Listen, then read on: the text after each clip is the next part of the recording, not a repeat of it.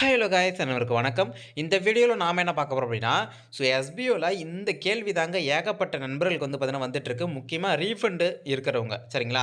இப்போ refund choose பண்ணவங்க என்ன பண்ணுறாங்க அப்படின்னா, அவங்க ஐடி லாகின் பண்ணிவிட்டு SBI care, SBI care status இருக்கு இல்லையா? அதேக்கு நம்ம தொட்டுட்டு கீழே ஸ்க்ரோல் பண்ணி வந்தோம் அப்படின்னா, நம்ம ஏதாச்சும் எஸ்பிஐ கேரில் வந்து ஏதாச்சும் கம்ப்ளைண்ட் பண்ணியிருந்தோம் அப்படின்னா, கண்டிப்பாக என்ன ஆகும்னா, நான் அதுக்கு வந்து ரிப்ளை கொடுத்துருப்பாங்க. ரிஜெக்ட் இல்லை வந்து அப்ரூவல்னு பார்த்தீங்கன்னா கொடுத்துருப்பாங்க. இதில நான் ஃபர்ஸ்ட்டு என்ன சொல்றேன் அப்டின்னா, ரீஃபண்டு சூஸ் பண்ணி ரீஃபண்டு வாங்குறவங்க எஸ்பிஓ கேர யூஸ் பண்ணாதீங்க. அதாவது இந்த எஸ்பிஓ கேர்ன்னு இருக்கு இல்லையா? அதுக்குள்ள போயிட்டு டைட்டிலு, டிஸ்கிரிப்ஷனு அதெல்லாம் எதுவுமே குடுத்து நீங்க பண்ணாதீங்க. சரிங்களா? அது வந்து பார்த்தீங்கன்னா, ரீஃபண்ட் வாங்குறதுக்கான மெத்தட் வந்து பார்த்தீங்கன்னா, அது கிடையவே கிடையாதுங்க. ஏன் இத நான் தனியா ஒரு வீடியோ போடுறேன் அப்டின்னா, கிட்டத்தட்ட நெறைய நண்பர்கள் வந்து பார்த்தீங்கன்னா, பிரைவேட்டாவும் சரி, நெறைய குரூப்லயும் சரி, இந்த மாரி கொஸ்டின் வந்து பார்த்தீங்கன்னா கேட்கறாங்க. எந்த மாரினா, இந்த மாரி ப்ரோ நான் வந்து பார்த்தீங்கன்னா, ரீஃபண்ட் வந்து பார்த்தீங்கன்னா கேட்டிருந்தேன். என்து வந்து பார்த்தீங்கன்னா ரிஜெக்ட் பண்ணியிருக்காங்க. அப்ப எனக்கு ரீஃபண்ட் வந்து வராதா? நான் என்ன ப்ரோ பண்றது? அப்டின்னு சொல்லிட்டு பார்த்தீங்கன்னா கேட்கறாங்க. நான் என்ன சொல்றேன் அப்டின்னா, எஸ்பிஐ கேர பொறுத்தவரைக்கும் எதுக்கு யூஸ் பண்ணணும்னு பார்த்தீங்கன்னா சொல்றேன் பாருங்க.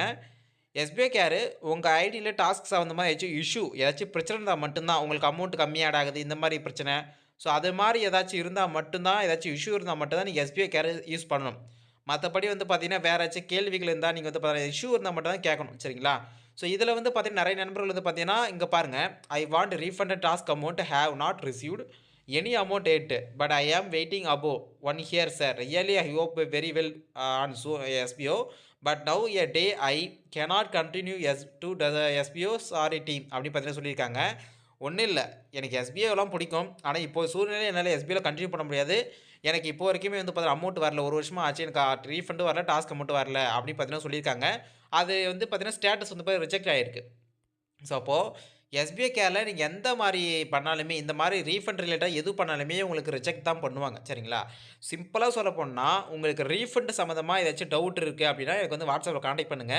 அதேபோல ரீஃபண்ட் சம்மந்தமா உங்களுக்கு எப்படி ரீஃபண்ட் குடுக்குறாங்க அப்டின்னா, சிம்பிள் தான். சரிங்களா? உங்களுக்கு இந்த எஸ்பிஐ கேர்ன்னு சொல்லிட்டு காமிக்குதா? அதாவது இப்ப ரீஃபண்ட் சூஸ் பண்ணவங்களுக்கு வந்து பார்த்தீங்கன்னா, இந்த 2 ஆப்ஷன் மட்டும் தான் காமிக்கும். இப்ப ரீசென்ட்டா 1 வீக்கு இந்த இதுல இந்த ட்ரைமி பீரியட்ல வந்து பண்ணவங்களுக்கு வந்து பார்த்தீங்கன்னா, SBI care, SBI care status மட்டும் தான் காமிக்கும். அவங்களுக்கு வந்து பார்த்தீங்கன்னா, document download, upload your agreement proof அதெல்லாம் ஷோ ஆகாது. சரிங்களா? யாருக்கெல்லாம் அந்த டாக்குமெண்ட் டவுன்லோடு, அக்ரீமெண்ட் வந்து பார்த்தீங்கன்னா, அவங்களுக்கு ஷோ ஆகுதோ, அவங்க நீங்க என்ன பண்ணணும் அப்டின்னா, சிம்பிளான ஒண்ணு தாங்க. அந்த டாக்குமெண்ட்ட டவுன்லோட் பண்ணிட்டு, அத பிரிண்ட் அவுட் எடுத்துட்டு, அதுக்கு நெறைய வீடியோ போட்டுருக்கோம். இப்ப நான் ஷார்ட்டா சொல்றேன். டாக்குமெண்ட் வந்து பார்த்தீங்கன்னா, நீங்க இது பண்ணிடணும். எல்லாத்தையுமே பண்ணிட்டு, நீங்க வந்து பார்த்தீங்கன்னா, அத வந்து என்ன பண்ணலாம், நீங்க அப்லோட் யுவர் பேமெண்ட் ப்ரூஃப் பண்ணிடணும். சரிங்களா? அத நீங்க டவுன்லோட் பண்ண போறீங்க. அத பிரிண்ட் அவுட் எடுக்க போறீங்க. அத சைன் பண்ணி, எல்லாத்தையுமே ஃபில் பண்ணி, அத ஃபோட்டோ எடுத்து 2த்தையும் மெர்ஜ் பண்ணி ஒரே பிடிஎஃப்பா மெர்ஜ் பண்ண போறீங்க. அப்லோட் யுவர் பேமெண்ட் ப்ரூஃப் பண்ணி அப்லோட் பண்ண போறீங்க. இது பண்ணா மட்டும் தான் உங்களுக்கு ரீஃபண்ட் வந்து வருங்க. சரிங்களா? மத்தபடி நீங்க எஸ்பிஐ கேர்ல எந்த இது கேட்டாலுமே உங்களுக்கு வந்து ரீஃபண்ட் சம்மந்தமா எந்த ஒரு ஆன்ஸருமே வராது. ஃபாலோ த நோட்டீஸ் போர்டு தான் வரும். சரிங்களா? அதனால தான் சொல்றேன். நெறைய நண்பர்கள் வந்து பார்த்தீங்கன்னா, எஸ்பிஐ கேர்ல வந்து பார்த்தீங்கன்னா, இருக்கிறது தான் உண்மை. அதில வந்து எனக்கு ரிஜெக்ட் பண்ணிட்டாங்க. எனக்கு வந்து அமௌண்ட் இன்னும் வரல ப்ரோ. அதில அப்ரூவல் பண்ணிட்டாங்க. எனக்கு இன்னும் அமௌண்ட் வரல ப்ரோ. இந்த மாரி கேள்விகள் வந்து பார்த்தீங்கன்னா, நெறைய கேள்விகள் போயிட்டுருக்கு. SBI care refund members use பண்ணாதீங்க. உங்களுக்கு அது வந்து பார்த்தீங்கன்னா கிடையாது. ஆக்டிவ் மெம்பர்ஸ்க்கு தான் வந்து பார்த்தீங்கன்னா, அவங்களுக்கு ஏதாச்சும் இஷ்யூ இருந்தா நீங்க பண்ணலாம். அதேமாரி ரீஃபண்ட் சம்மந்தமா வந்து பார்த்தீங்கன்னா, நீங்க வந்து பண்ணலாம். ஓகேங்களா? அதேமாரி ரீஃபண்ட் சம்மந்தமா வந்து பார்த்தீங்கன்னா, உங்களுக்கு அமௌண்ட் வந்துட்டுனா, அங்கேயே உங்களுக்கு அப்லோட் யுவர் பேமெண்ட் ப்ரூஃப்பும் வந்து பார்த்தீங்கன்னா காமிக்கும். சரிங்களா? இதெல்லாம் ஏன் இந்த மாரி டவுட்லாம் உங்களுக்கு வருது அப்டின்னா, நீங்க எஸ்பிஐ நோட்டீஸ் போர்ட அந்த அளவுக்கு வந்து பார்த்தீங்கன்னா, வந்து வாட்ச் பண்ணல. ஏன்னா ரீஃபண்ட் வாங்குறது வந்து பார்த்தீங்கன்னா, நம்ம வந்து எஸ்பிஐ வேணான்னு சொல்லிட்டு தான் போறோம். ஏன் ப்ரோ நான் வந்து நோட்டீஸ் போர்ட ஃபாலோ பண்ணணும் அப்டின்னு கேட்பீங்க. கண்டிப்பா ரீஃபண்ட் வாங்குற வரைக்கும் கொஞ்சம் நீங்க பார்த்தீங்க அப்டின்னா, நோட்டீஸ் போர்ட கொஞ்சம் வாட்ச் பண்ணீங்கன்னா, கண்டிப்பா உங்களுக்கு வந்து பார்த்தீங்கன்னா, எல்லா டீட்டெயிலுமே வந்து வரும். இல்லன்னா ஏதாச்சும் யூடியூப் சேனல கூட எடுத்து பாருங்க. அதில கூட உங்களுக்கு அப்டேட் வந்து பார்த்தீங்கன்னா சொல்லுவாங்க. சரிங்களா? ஏன்னா உங்களுக்குள்ளேயே பல கேள்விகள் வந்து பார்த்தீங்கன்னா போயிட்டு இருக்கு இல்லையா?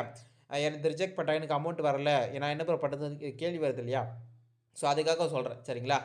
இத தவிர வேற எந்த ஒரு கேள்வி இருந்தாலுமே தாராளமா கமெண்ட் செக்ஷன்ல கமெண்ட் பண்ணுங்க. இல்லன்னா வாட்ஸ்அப் நம்பர் குடுத்துருக்கேன். அத மெசேஜ் பண்ணுங்க. எந்த ஒரு டவுட்டா இருந்தாலுமே தாராளமா மெசேஜ் பண்ணி கேளுங்க. கண்டிப்பா நான் ஆன்ஸர் பண்றேன். சரிங்களா? இந்த வீடியோ புடிச்சிருந்தா மறக்காம உங்க ஃப்ரெண்ட் அண்ட் ஃபேமிலிக்கு ஷேர் பண்ணிடுங்க.